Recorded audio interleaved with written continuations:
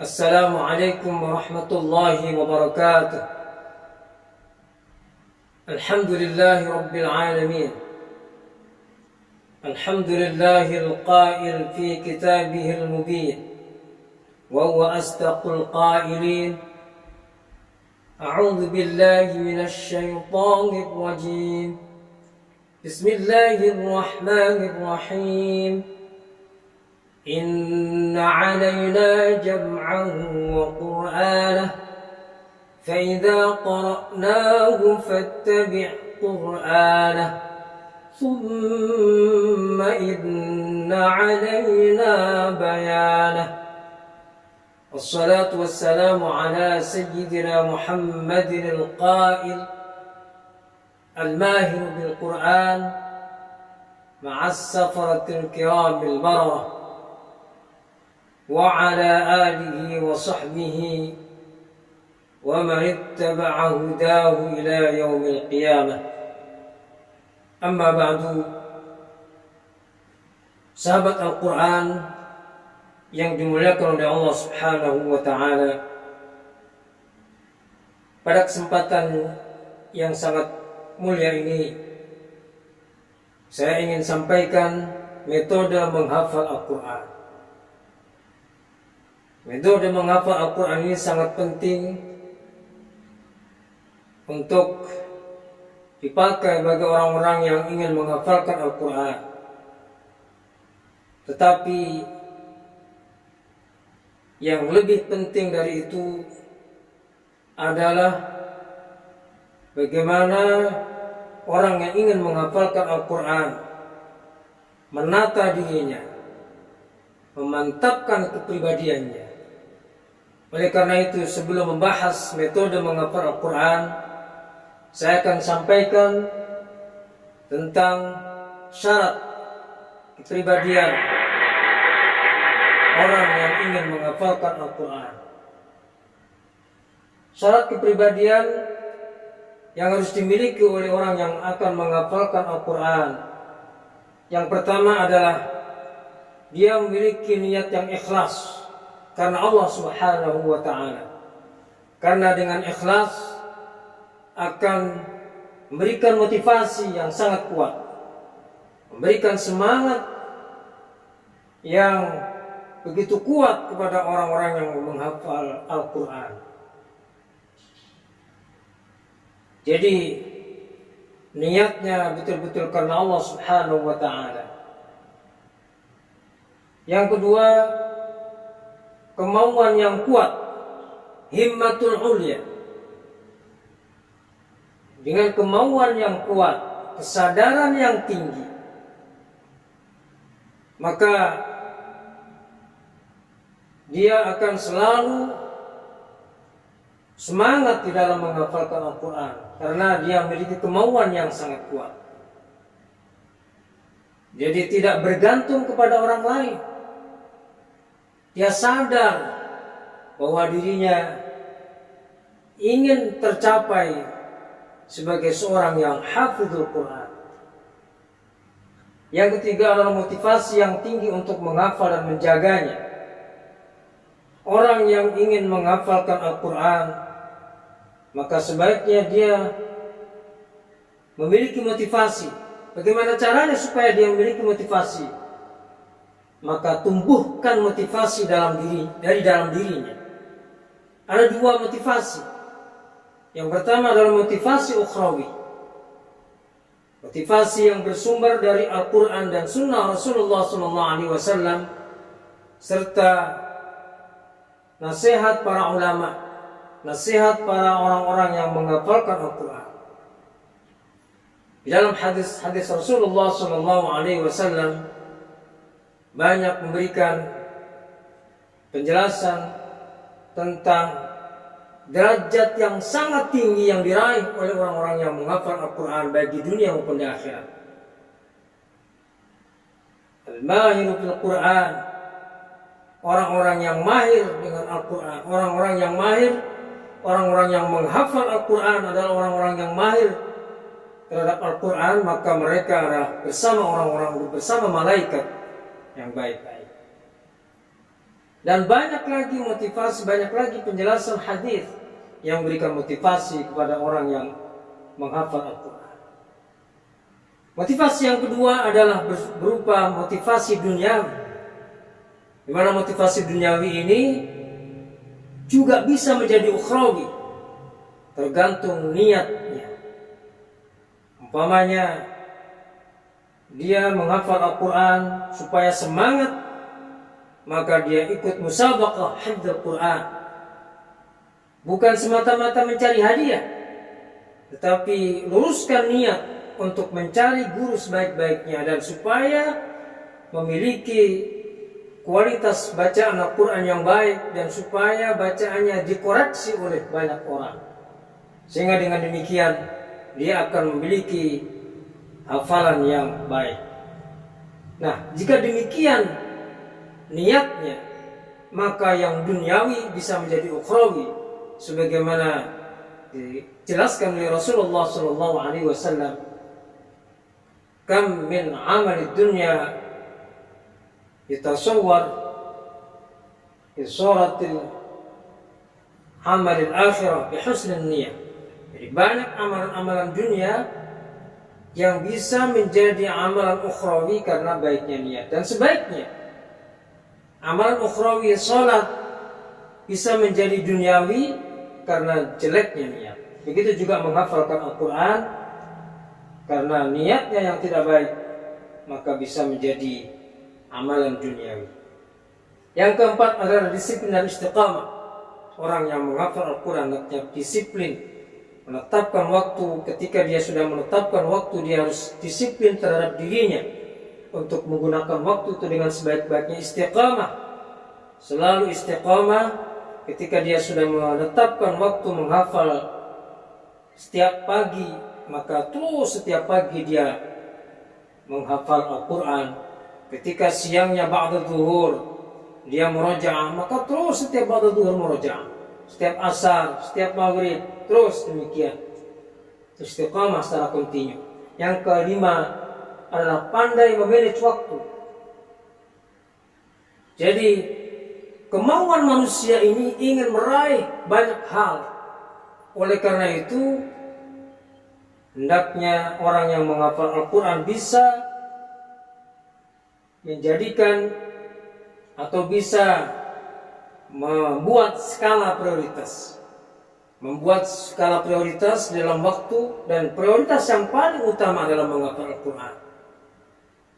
Karena ingin kegiatan ini diikuti, perkuliahan diikuti, dan macam-macam lagi yang lain ingin diraih. Ada juga yang menghafal sambil mengajar, ada juga yang menghafal sambil undangan. Maka kalau ingin betul-betul berhasil menghafal, maka harus pandai-pandai membuat skala prioritas dalam semua hal itu. Kalau ada hal-hal kegiatan yang kiranya bisa dieliminir atau tidak dilakukan, maka sebaiknya tidak dilakukan. Itulah namanya pandai memanage waktu. Yang keenam, menjauhi godaan teman dan orang lain. Jadi kita hidup bersama orang-orang lain, apakah hidup di ma'had, di asrama, ataukah hidup di kos-kosan dan sebagainya, maka terkadang teman kita ngajak ngobrol, tetapi ketika kita sudah menetapkan waktu untuk tahfidz, kita bisa permisi dengan teman kita. Atau kalau kita tidak bilang langsung, bagaimana caranya bisa menghindar, kemudian menyendiri untuk bisa menghafal dan murojaah. Itulah namanya kita bisa pandai menjauhi godaan teman dan orang lain atau cuek. Yang ketujuh adalah seluruh waktunya diutamakan untuk Al-Quran. Jadi kita terus bersama Al-Quran. Setiap saat, setiap waktu bibir kita basah dengan tahfidz dan dengan murojaah Al-Quran. Itulah orang-orang yang memang memiliki kesadaran yang tinggi, kemauan yang kuat, ikhlas untuk menghafal Al-Quran. Jadi tidak hanya menunggu dorongan dari orang lain, peringatan dari orang lain, tidak. Tapi karena dia memiliki kesadaran yang tinggi, maka setiap saat dia menghafalkan Al-Quran. Jadi bukan karena ingin ujian semangat, setelah ujian kendor, tidak. Ada ujian atau tidak ada ujian, tidak pengaruh. Setiap saat dia tahfidz takrir, tahfidz takrir, tahfidz takrir. Kemudian yang kedelapan, berakhlak al-karimah, memiliki akhlak terpuji, menjauhi maksiat dan dosa-dosa yang lain agar dekat kepada Allah Subhanahu wa taala, supaya dimudahkan oleh Allah dalam menghafal Al-Quran. Yang kesembilan adalah optimis dan semangat. Jadi optimis orang menghafal Al-Quran, semangat yang tinggi. Walaupun dikatakan orang lain bahwa ini sulit, umpamanya menjadi mahasiswa PTIQ, mahasiswa PTIQ sulit untuk bisa berhasil tahfidz. Jangan dihiraukan, tetap optimis bahwa semuanya bisa dicapai dengan kemauan yang kuat, semangat yang tinggi. Yang berat bisa menjadi ringan. Itulah orang-orang yang optimis dan semangat. Selanjutnya, sebelum memulai menghafal Al-Quran, maka ada syarat yang harus dipenuhi. Yang syarat ini sangat penting untuk diperhatikan. Yang pertama adalah mesti orang yang menghafal Al-Quran hendaknya berguru. Jangan menghafal sendiri. Yang kedua, mampu membaca dengan benar. Makharijul hurufnya sudah dibaca dengan benar. Sifatul hurufnya sudah dengan baik, apalagi hukum panjang pendeknya sudah tidak ada yang salah. Demikian seharusnya orang yang ingin menghafal Al-Quran. Kemudian yang ketiga adalah menggunakan mushaf yang tetap, yang standar dan tetap mushafnya itu tidak berpindah-pindah, tidak berubah-ubah. Mushaf pojok dan mushaf bahriyah. Mushaf bahriyah itu mushaf yang di awal dikatakan pojok karena pojok atas kanan dimulai dari awal ayat dan pojok kiri bawah itu diakhiri dengan akhir ayat. Barisnya berjumlah 15 baris. Itulah standar mushaf bahriyah. Kemudian yang keempat, memiliki kondisi fisik yang sehat. Jadi fisik yang sehat ini juga sangat menentukan seseorang yang menghafal Al-Quran sehingga dia bisa konsentrasi penuh di dalam menghafal Al-Quran. Yang kelima adalah doa orang tua. Jadi doa orang lain, terutama doa orang tua, ini sangat membantu seseorang untuk bisa menghafal Al-Quran. Ada juga orang yang ingin surprise tanpa doa orang tua, tanpa bilang sama orang tuanya, tahu-tahu dia sudah hafal Al-Quran, bisa juga. Tapi apabila kita ingin memohon doa akan lebih baik. Selanjutnya, metode menghafal Al-Quran. Sampailah kita pada pembahasan tentang metode menghafal Al-Quran. Jadi metode menghafal Al-Quran ini bermacam-macam. Berbeda-beda metode yang digunakan oleh seorang dalam menghafal Al-Quran. Yang pada umumnya metode digunakan ini supaya bisa menghafal dengan cepat. Tetapi ingat bahwa kalaupun kita menggunakan metode yang cepat, maka sebaiknya kita juga memperhatikan kualitas bacaan Al-Quran yang kita hafal. Di antara metode menghafal Al-Quran yang terkenal adalah 3 macam metode. Metode yang pertama adalah metode S, metode seluruhnya. Metode seluruhnya itu membaca atau menghafal dimulai dengan membaca dari halaman yang paling atas atau ayat yang paling atas dalam halaman itu dibaca sampai bawah, sampai ayat yang paling bawah. Terus berulang-ulang, dibaca dari atas sampai bawah, dibaca dari atas sampai bawah, dari atas sampai bawah, terus dibaca sampai hafal. Itulah namanya metode seluruhnya. Metode yang kedua adalah metode B, metode bagian atau sebagian. Metode bagian atau sebagian ini adalah membaca ayat per ayat. Dibaca ayat yang paling atas atau yang pertama, dibaca berkali-kali sampai hafal, mungkin 10 kali atau 20 kali atau 30 kali tergantung kecepatan seorang dalam menghafalnya. Dibaca sebanyak-banyaknya. Sudah hafal, baru kemudian ayat yang kedua dibaca sebanyak-banyaknya sampai hafal. Baru kemudian ayat yang pertama disambungkan ke ayat yang kedua, sehingga ujung ayat dengan awal ayat itu sudah nyambung. Artinya sudah tidak mencari-cari lagi, sudah hafal ayat yang sambungan ayat yang pertama dan yang kedua.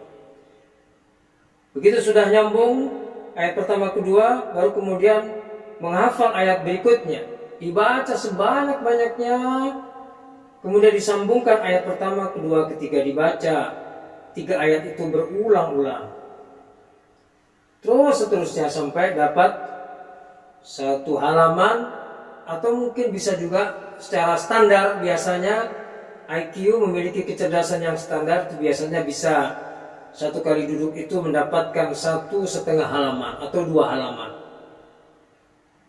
2 pojok. Nah, metode yang ketiga adalah metode campuran. Jadi dibaca dari atas sampai bawah. Ayat yang pertama dibaca ayat baris pertama sampai ayat terakhir bawah, dibaca berulang-ulang. Tapi di titik-titik ayat yang sulit itu diulang-ulang. Jadi mengulang-ulang ayat yang kiranya dianggap sulit atau mutasyabihat. Nah, itulah metode menghafal Al-Quran.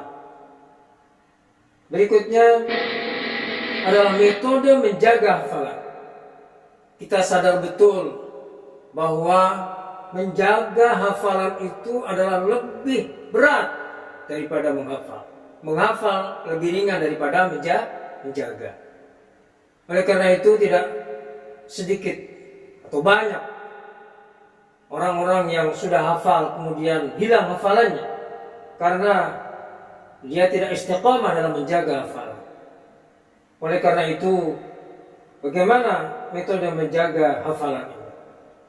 Jadi metode sudah ditetapkan, tetapi yang paling penting adalah bagaimana orang itu bisa istiqamah, memiliki kemauan yang kuat, motivasi yang tinggi, semangat yang keras untuk menjaga hafalan.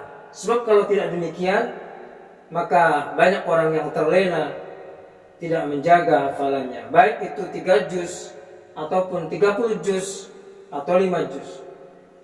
Cara menjaga hafalan ada 2 macam. Yang pertama adalah cara menjaga hafalan bagi orang-orang yang baru menghafal Al-Quran belum selesai 30 juz. Maka caranya tentu 2 hal yang dilakukan, yaitu cara lahiriah dan cara batiniah. Cara lahiriah adalah murajaah takrir, karena sudah menjadi rumus bahwa semakin banyak murajaah maka semakin lancar. Itu secara lahiriah. Semakin banyak diulang, semakin lancar dan baik hafalannya. Jadi hafalan baru hendaknya diulang. Yang pertama, hafalan yang baru hendaknya diulang berkali-kali. Katakanlah pagi menghafal yang dapat antara waktu 2 jam. Sekali menghafal dapat 1,5 halaman, maka siangnya diulang. Kemudian sore diulang. Terus setiap hari demikian, setiap hari demikian. Ya. Kemudian kita lihat perolehannya. Kalau perolehannya baru dapat 1 juz, maka bisa jadi sehari mengulang 2 kali, diulang, atau 3 kali. Karena yakinlah bahwa semakin banyak diulang, maka hasilnya akan dirasakan akan semakin mantap. Jadi orang yang membaca 100 kali tentu beda dengan orang yang membacanya 500 kali. Orang yang membaca 500 kali akan dikalahkan oleh orang yang membaca 1000 kali. Nah, kalau baru dapat 1-5 juz, maka sehari itu bisa diulang. Yang 1 juz bisa diulang 3 kali, yang 5 juz bisa diulang 2 kali. Tapi kalau sudah mendapatkan 20 juz atau 15 juz, maka perlu pengaturan karena waktu kita yang mungkin terbatas karena ada kegiatan lain. Maka tergantung bagaimana kita mengaturnya sesuai dengan kegiatan yang kita ikuti. Selama kita bisa mengulangnya 5 juz sehari, 5 juz. Maka kalau kita sudah mendapatkan 15 juz, 5 juz, 5 juz, 5 juz. Jadi 3 hari selesai kita menghatamkan hafalan yang sudah kita hafalkan. Atau mungkin kita mendapatkan 25 juz, maka kita mengulangnya murojaahnya, kita membaca sehari 5 juz, 5 juz, 5 juz, 5 juz, 5 juz. Dan begitu seterusnya. Tidak lupa kita berdoa kepada Allah, mendekatkan diri kepada Allah agar diberikan kemantapan, kekuatan di dalam menghafal.